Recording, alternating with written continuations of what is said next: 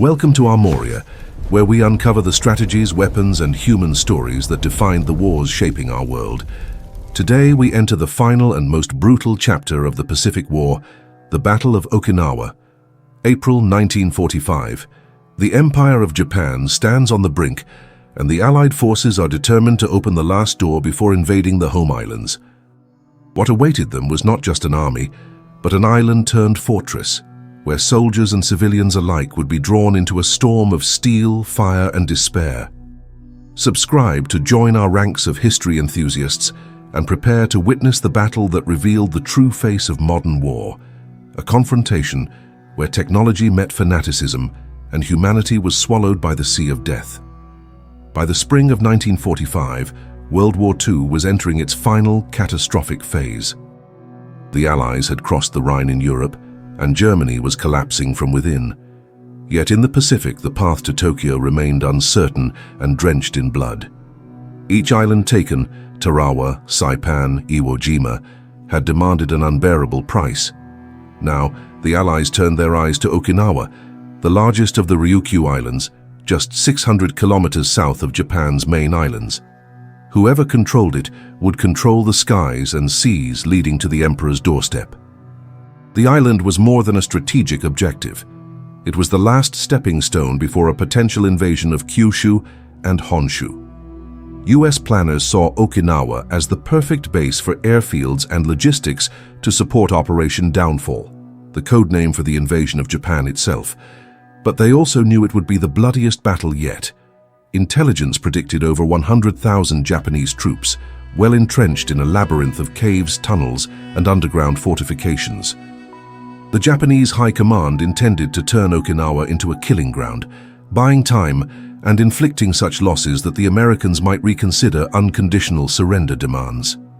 General Simon Bolivar Buckner Jr., commander of the U.S. 10th Army, led the Allied force of over 180,000 soldiers, supported by the most powerful naval armada ever assembled in the Pacific, 1,500 ships, including 40 aircraft carriers, 18 battleships, and hundreds of destroyers and support vessels. Facing them was General Mitsuru Ushijima, a disciplined and stoic officer, assisted by Lieutenant General Isamu Cho, a fiery nationalist who believed in death before surrender. Their mission was simple and tragic: defend Okinawa to the last man. What made this battle unique was not only its scale but its symbolism. For Japan, Okinawa represented sacred ground, its first line of defense of the homeland. For the United States, it was a test of endurance, a final rehearsal before the invasion of Japan proper. The stakes could not have been higher.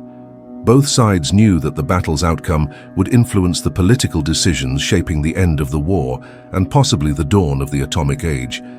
In preparation, the Japanese army transformed the southern third of the island into a fortress.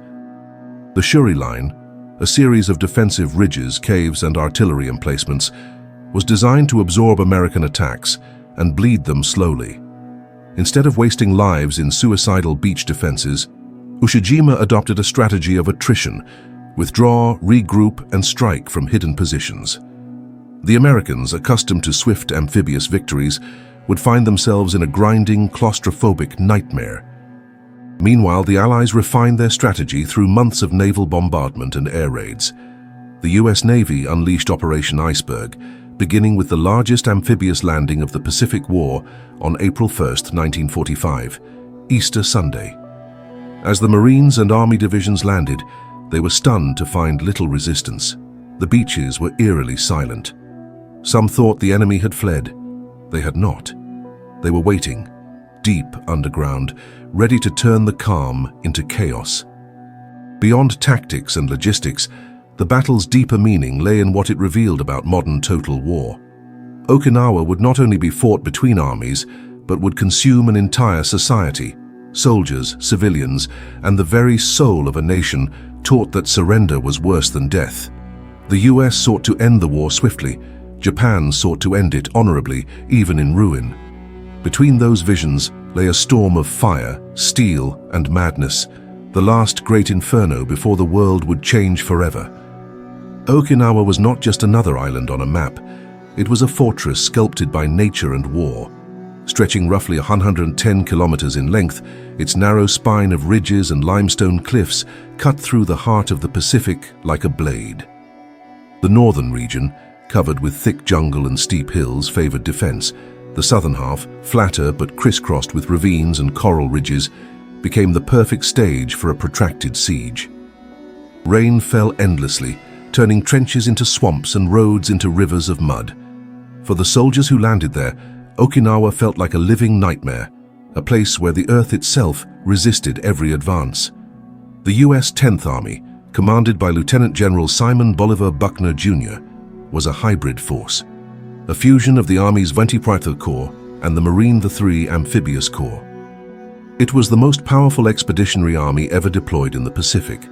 Over 183,000 combat troops, supported by 750,000 tons of supplies and the might of the Fifth Fleet, commanded by Admiral Raymond Spruance. The Navy's component, under Vice Admiral Richmond Kelly Turner, had learned from years of island warfare.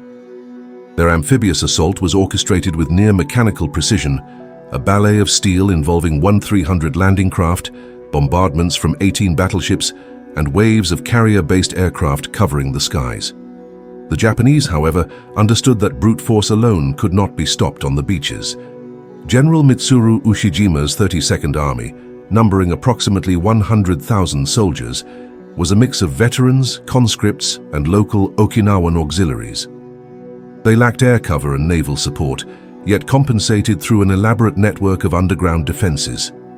Beneath the ridges of southern Okinawa stretched an invisible city, kilometers of tunnels connecting command posts, hospitals, ammunition dumps, and living quarters. The Shuri Line, anchored around the ancient capital of Naha, was the centerpiece of this subterranean empire. Every hill was fortified, every cave transformed into a pillbox. The Japanese had turned the island into a labyrinth of death. Supporting them were thousands of kamikaze pilots, Japan's last desperate weapon. From bases in Kyushu, waves of suicide aircraft, divine wind missions, targeted the Allied fleet. Between April and June 1945, more than 1,500 kamikaze sorties were launched. Destroyers burned, carriers were struck, and sailors faced terror from the sky, unlike anything before. The sea around Okinawa became known as the graveyard of ships.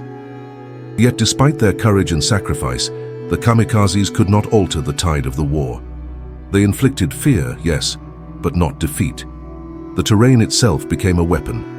Okinawa's coral ridges shattered tank treads, its soft mud swallowed vehicles, and torrential rain turned foxholes into graves.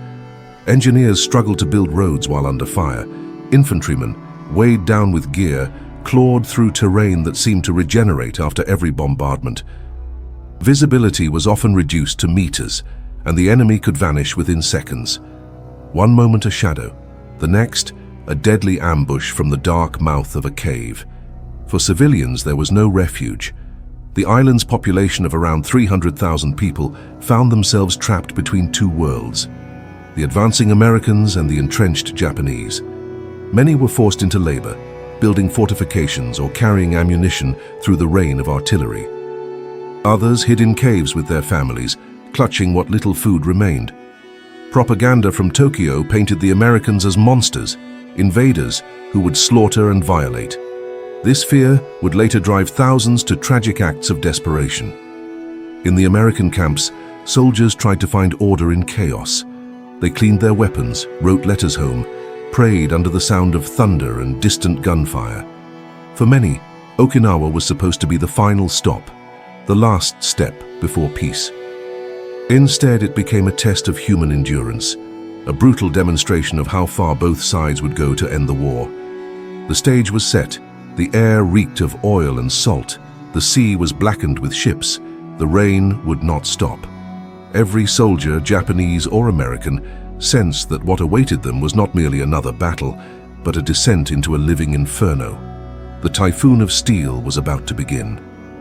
On the morning of April 1st, 1945, Easter Sunday, the largest amphibious assault of the Pacific War began. Over 60,000 American troops stormed the beaches of Hagushi Bay in a single day, and to their astonishment, they met almost no resistance. The sand was silent, the hills quiet. Marines advanced inland without firing a shot, securing airfields and roads with minimal casualties. Some joked that the Japanese had finally given up. They were wrong. Beneath their boots, hidden deep in the limestone hills to the south, tens of thousands of defenders waited, preparing to unleash hell. The Japanese strategy, crafted by General Mitsuru Ushijima and his fiery deputy Isamu Cho, was one of deliberate restraint. They would not waste their strength on the beaches, where American naval artillery could obliterate them. Instead, they lured the enemy deeper into the island, into the killing zones of the Shuri Line. For 2 weeks, U.S. forces advanced almost unopposed. They captured the Kadena and Yontan airfields, vital for future operations. But when they reached the southern ridges, the earth itself began to explode. On April 8th, the Typhoon of Steel truly began. Mortars, artillery, and machine guns erupted from unseen positions. Hills that looked empty suddenly roared with fire. The Americans faced an invisible enemy, fighting from caves, bunkers, and tunnels impossible to reach without massive bombardment. Every yard gained cost dozens of lives. The Marines nicknamed the ridges meat grinders, where men vanished in bursts of flame and shrapnel. The terrain favored the defenders. Japanese soldiers used natural caves as fortresses, their artillery hidden behind rock that resisted even naval shells. The Americans responded with overwhelming firepower. Battleships like the USS Tennessee and USS Maryland poured thousands of shells onto the island, while aircraft from 17 carriers strafed enemy positions day and night. Yet the defenders held. For every cave destroyed, another appeared. The rain turned the ground into a soup of blood and mud. The smell of death hung over the ridges, human, animal, metallic, a stench that no wind could carry away. By late April, the fighting had devolved into a grotesque stalemate. American flamethrowers and demolition teams became essential. Men with tanks of burning fuel crawled up slopes under machine gun fire to purge caves one by one. The sound of flamethrowers became synonymous with survival or annihilation. The Japanese refused to surrender. Even wounded soldiers detonated grenades rather than fall into enemy hands. This fanatical resistance shocked the Americans, many of whom had expected a shorter campaign. The skies were no safer. The Japanese launched waves of kamikaze attacks against the U.S. fleet, supporting the invasion. On April 6th and 7th, during Operation Kikusui, Floating Chrysanthemum, over 350 suicide planes attacked simultaneously. The sea burned. The USS Bunker Hill was struck by 2 kamikazes in seconds, killing nearly 400 men. The USS Lafay, nicknamed the ship that would not die, was hit by 6 planes and 4 bombs, yet remained afloat. The cost in lives was staggering, but the American fleet endured, a testament to sheer resilience. Amid this chaos, the Japanese Navy made its final tragic gesture.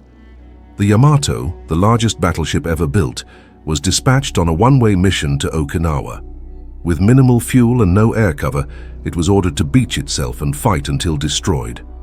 On April 7th, intercepted by U.S. aircraft, it was sunk in a storm of torpedoes and bombs. Over 3,000 sailors went down with her.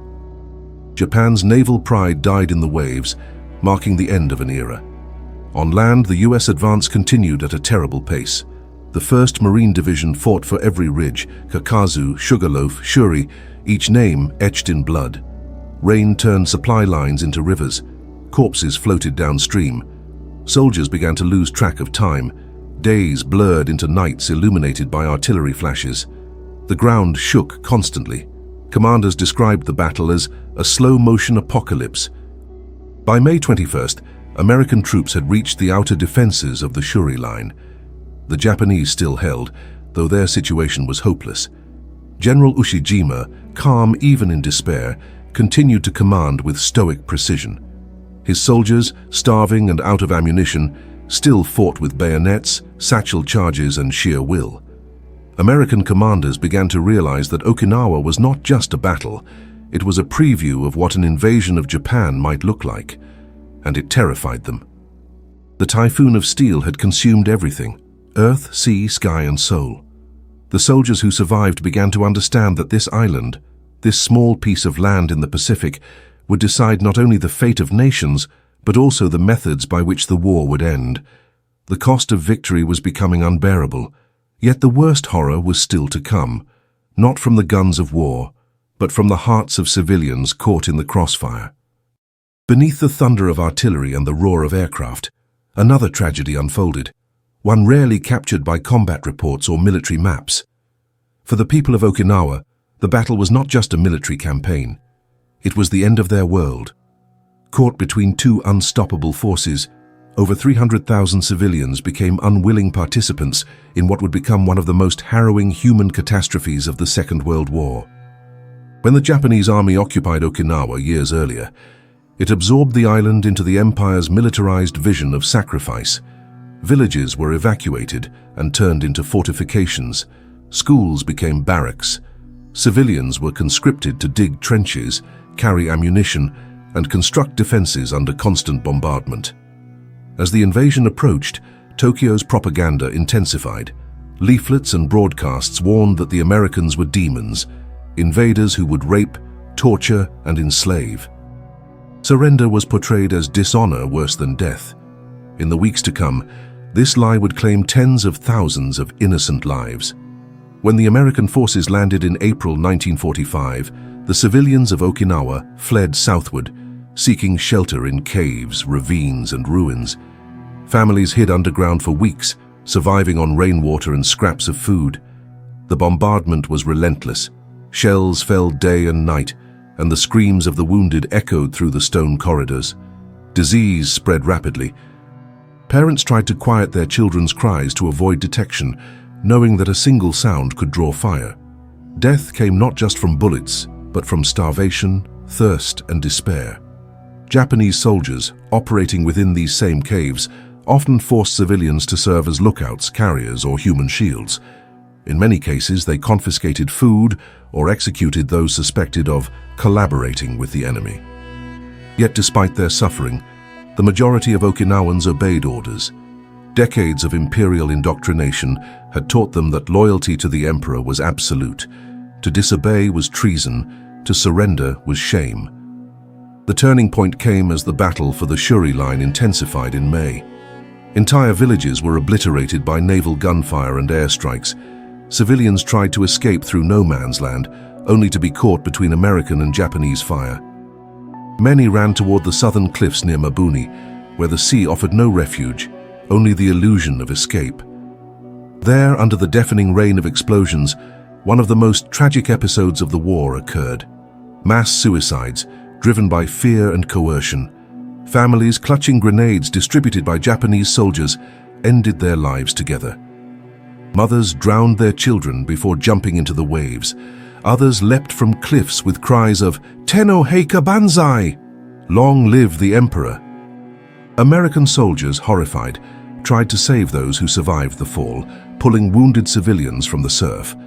Many refused help, convinced it was a trick. Reports describe medics weeping as they treated children who begged to be killed. For the Marines and infantrymen hardened by years of battle, this was a new kind of horror, not the hatred of enemies, but the annihilation of innocence. As U.S. forces advanced south, they established refugee zones and attempted to distribute food and medical aid. Yet communication was nearly impossible. Few Okinawans spoke Japanese fluently. Many used the local dialect, which soldiers on both sides struggled to understand. American leaflets promising safety were ignored or misinterpreted. The result was chaos, a humanitarian disaster unfolding alongside the military one. By the time the battle ended, an estimated 120,000 civilians, nearly one-third of Okinawa's population, were dead.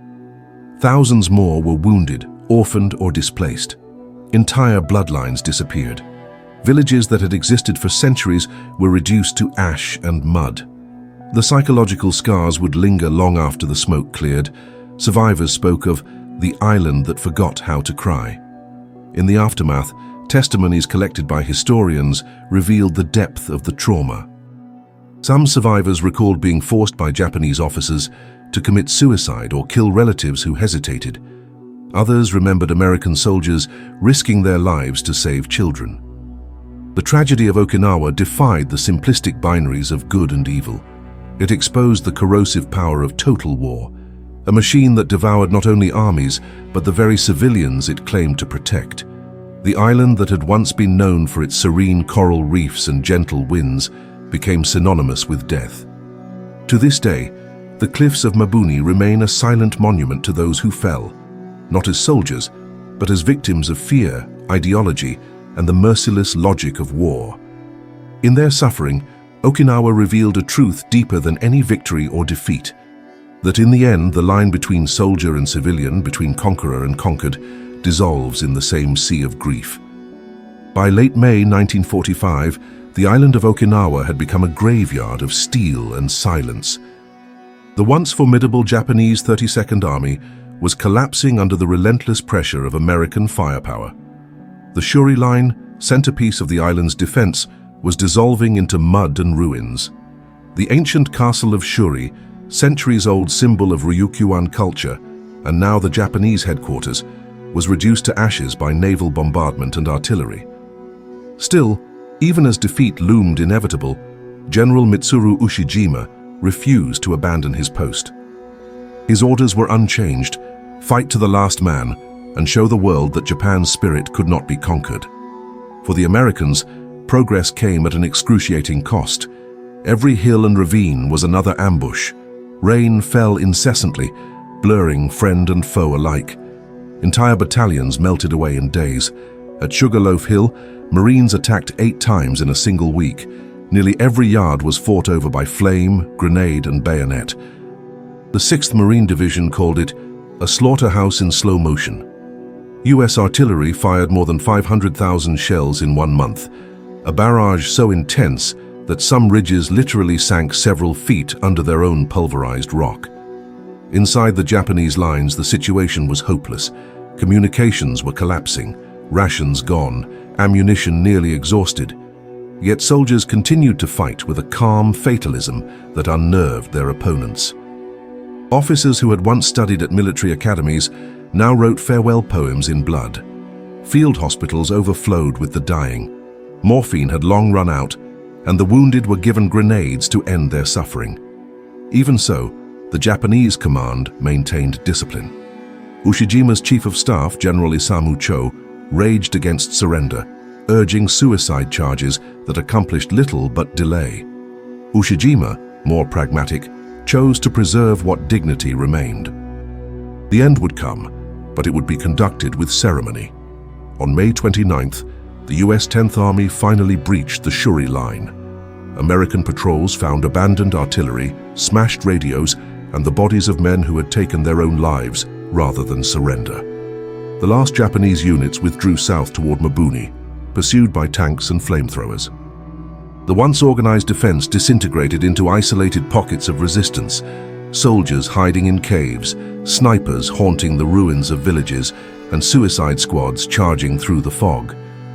The island's surface resembled another planet, cratered, flooded, covered with the twisted remains of men and machines. Amid this collapse, the US forces discovered a paradox. The closer they came to victory, the heavier the resistance became.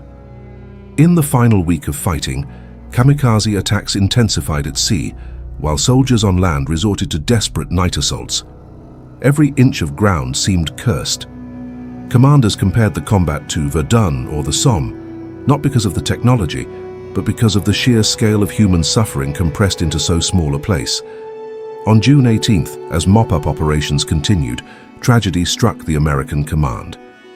General Buckner, who had led the invasion from the first day, was killed by Japanese artillery while inspecting forward positions, the highest-ranking US officer to die by enemy fire during the war.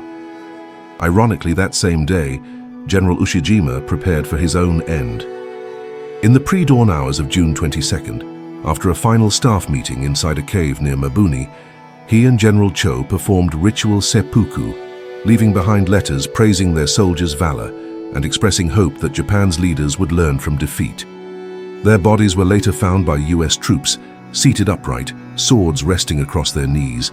The Battle of Okinawa was over. What remained defied comprehension. Nearly 12,500 American soldiers were dead, 36,000 wounded, and thousands more psychologically broken. Japanese military deaths exceeded 100,000, and civilian losses dwarfed them all. The island itself was annihilated, cities reduced to ash, farmland poisoned by shellfire, rivers choked with wreckage.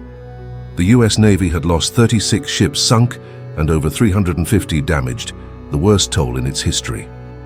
Yet amid the devastation, the larger question began to take form in the minds of Allied planners. If this was the cost of one island, what would the invasion of Japan require? Okinawa became more than a victory. It was a revelation. American strategists estimated that invading the Japanese mainland could cost 1 million Allied lives, and perhaps 10 times that number among Japanese soldiers and civilians. The psychological impact of Okinawa, the sheer ferocity of resistance and the civilian suicides weighed heavily on decision-makers in Washington. Less than 2 months later, those reflections would lead to an unprecedented decision: the use of atomic weapons to force surrender without another Okinawa. For Japan, the battle was both a defeat and a prophecy. The destruction of its last defensive line, the deaths of its commanders, and the suffering of its people demonstrated that total war had reached its natural conclusion: annihilation. In Okinawa's ruins, the empire saw its mirror image: brave, loyal, and utterly consumed by the flames it had unleashed. By June 23rd, organized resistance had ceased. The guns fell silent. Rain continued to fall, mingling with the blood-soaked earth. Soldiers from both sides looked upon the devastation and felt only exhaustion. The war in the Pacific had entered its twilight. The road ahead no longer led to victory or honor, but to the blinding light that would soon rise over Hiroshima. The Battle of Okinawa ended not with triumph but with silence, a silence so heavy it seemed to crush the soul. The island that once whispered with wind and waves was now a scar on the earth, a warning written in blood. Victory had been achieved, yet it came at a cost that defied reason. For the United States, Okinawa proved that invasion meant annihilation. For Japan, it revealed the futility of honor in the face of total destruction. Within weeks, Hiroshima and Nagasaki would burn under new suns, and the war would finally end, not through courage or strategy, but through fear of extinction itself. Okinawa remains a testament to the human capacity for endurance and to the madness that consumes nations at war's end. It was and will forever be the hell before the end.